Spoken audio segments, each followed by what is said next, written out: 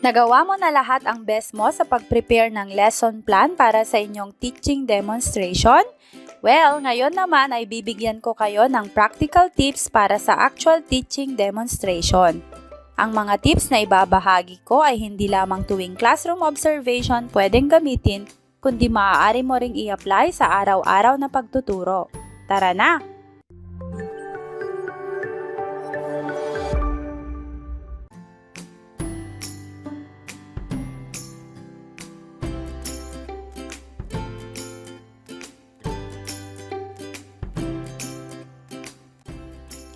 Una, prepare a lesson script.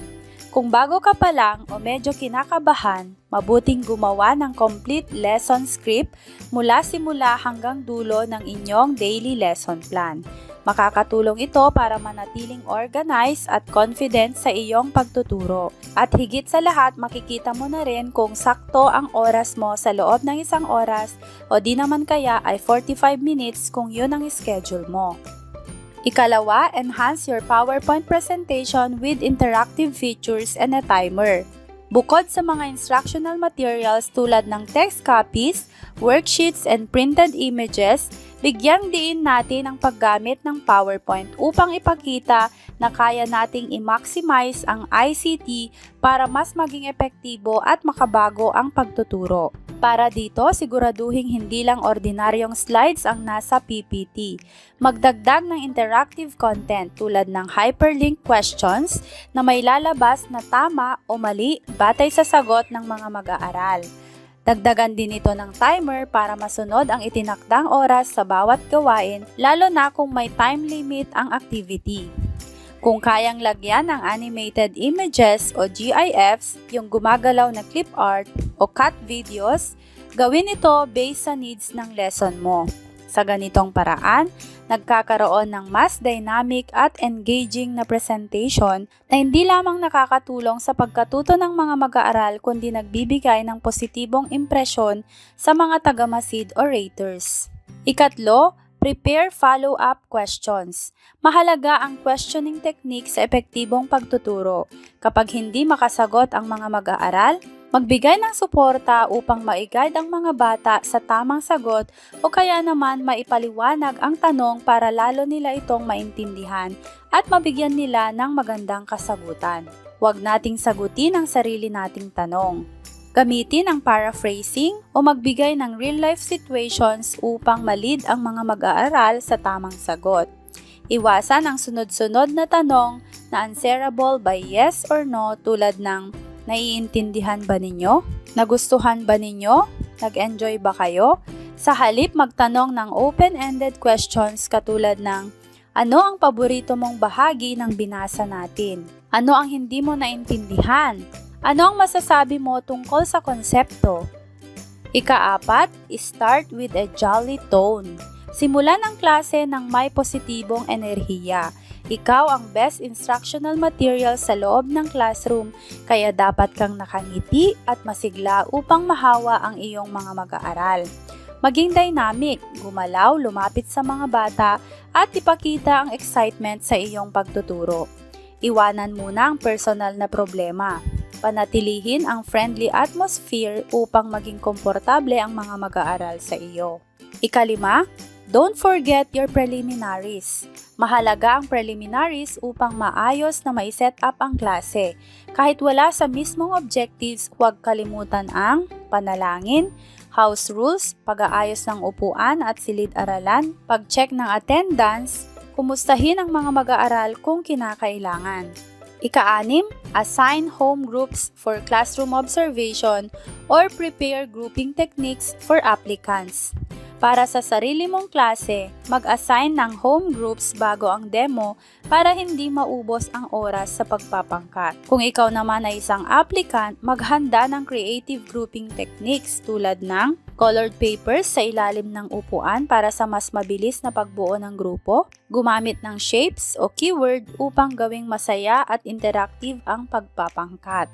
Ika-7, be a keen observer on your learners. Mahalaga ang keen observation sa integration ng iba't ibang competencies. Maaari kang mag-integrate batay sa sagot o reaksyon ng mga mag-aaral kahit hindi ito direktang nasa lesson plan. Pag-integrate ng ibang subjects, halimbawa kung science teacher ka, pwede mong ituro ang tamang pronunciation ng mga scientific terms. Targeting diverse learners. Tukuyin ang mga estudyanteng may disabilities, giftedness o nasa mahirap na kalagayan upang maiangkop ang pagtuturo sa kanilang pangangailangan. Halimbawa, sa first section, magbigay ng higher order activities tulad ng paggawa ng graphic organizers o summary boards. Sa last section naman, pwedeng magbigay ng practical applications ng mga konsepto tulad ng pagtuturo kung paano magtipid o magsimula ng maliit na negosyo.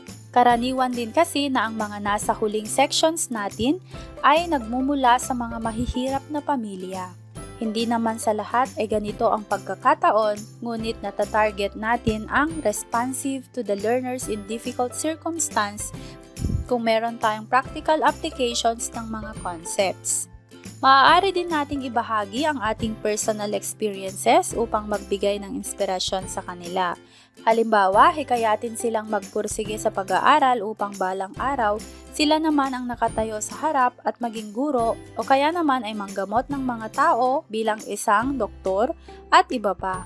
Ikawalo, prepare different clapping techniques and call-in techniques. Maghanda ng variety ng clapping at call-in techniques upang mapanatili ang engagement sa klase. Gumamit ng creative claps tulad ng energy clap, slow clap o wave clap upang gawing mas masigla ang pagbalik sa focus. Ginagamit ko karaniwan ang mga bam clap, very good clap o di kaya naman ay darna clap. Maghanda ng call and response techniques upang makuha ang atensyon ng mga bata. Halimbawa, sasabihin ni teacher, 1, 2, 3, eyes on me. Ang mga estudyante naman sasabing, 1, 2, eyes on you. Ika-9, added tip ko na po ito. Kung hindi pa rin tumama ang mga tips number 1 to 8, focus on what the rater is looking for. Sa bawat teaching demonstration, mahalagang alamin at sundin kung ano ang hinahanap ng rater dahil ito ang isa sa susi sa mataas na rating, gusto man natin o hindi. Sundan natin ang mga ito. Una, unawain ang evaluation criteria. Basahin at suriin ang rubrics o batayan sa pagmamarka. Siguraduhing natutugunan mo ang bawat bahagi ng criteria tulad ng lesson delivery, learner engagement at assessment strategies. Ikalawa, iayon mo ang diskarte sa expectations ng rater. May mga rater na mas pinahahalagahan ang learner-centered approach, habang ang iba naman ay nakatuon sa lesson organization at clarity. Mag-base ka sa mga dati mo ng experience sa iyong rater para makita mo kung ano nga ba ang gusto niyang technique na ipakita mo o approach sa pagtuturo. Ikatlo, pwede kang magtanong at mag-obserba. Kung maaari, alamin ang feedback na ibinibigay ng rater sa iba upang malaman ang kanilang style at preferences. Final reminder, sa bawat teaching demo, maging totoo sa iyong estilo at enjoyin ang proseso. Ipakita ang iyong dedikasyon, sigasig at pagiging malikhain dahil ang pagiging handa, masigla at mahusay sa pag-unawa sa pangangailangan ng mga mag-aaral ang tunay na magdadala sa iyo sa tagumpay. At yan mga moms and sirs, sana nakatulong ang tips na ito para sa inyong classroom observation o kaya naman ay para sa inyong application for promotion or permanency. Paki-like ang video na to at mag-comment na rin sa ibaba at kung hindi pa po kayo nakasubscribe, please subscribe to our Teching Teacher channel at paki-like na rin po o follow ang ating Facebook page na Teching Teacher. Paalam!